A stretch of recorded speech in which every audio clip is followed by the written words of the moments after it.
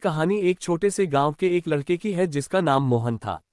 मोहन नन्हा सा 10 साल का बच्चा था और उसे हर समय नई नई जगहों पर घूमने का बहुत शौक था। गांव के बाहर एक घना जंगल था जिसे लोग भूतिया कहते थे। कहानी यह थी कि वहां अजीब घटनाएं होती थीं, लेकिन मोहन को इन सब का कोई डर नहीं था। एक दिन मोहन अपने दोस्तों के साथ जंगल की ओर बढ़ा। वे जंगल के बीच में एक पुराने पेड़ के पास पहुंचे और वहीं खेलते हुए बातें करने लगे। तभी मोहन ने कहा, अगर हम 3 मिनट और यहाँ रुकें तो हमें जरूर कुछ अजीब मिलेगा।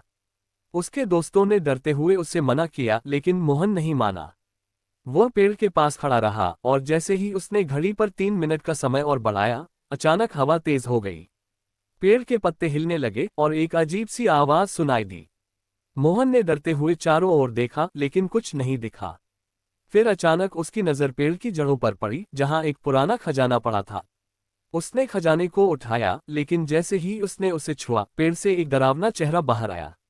वह चेहरा लहूलुहान था और उसकी आंखें घड़ी के जैसी घुमावदार थी। मोहन घबराकर दौड़ने लगा, लेकिन वह चेहरा लगातार उसके पीछे आ रहा था। 3 मिनट का वह समय अब उसके लिए जीवन और मौत का खेल बन चुका था। मोहन ने हर जगह दौड़ने की कोशिश की, लेकिन उसे वह चेहरा हर जगह मिल रहा था। अचानक पेड़ के पास खड़ा हुआ मोहन फिर से अपनी घड़ी पर देखता है। अब 3 मिनट पूरे हो चुके थे। पेड़ की जड़ों में छिपा खजाना अब मोहन के लिए किसी भूतिया शाप से कम नहीं था।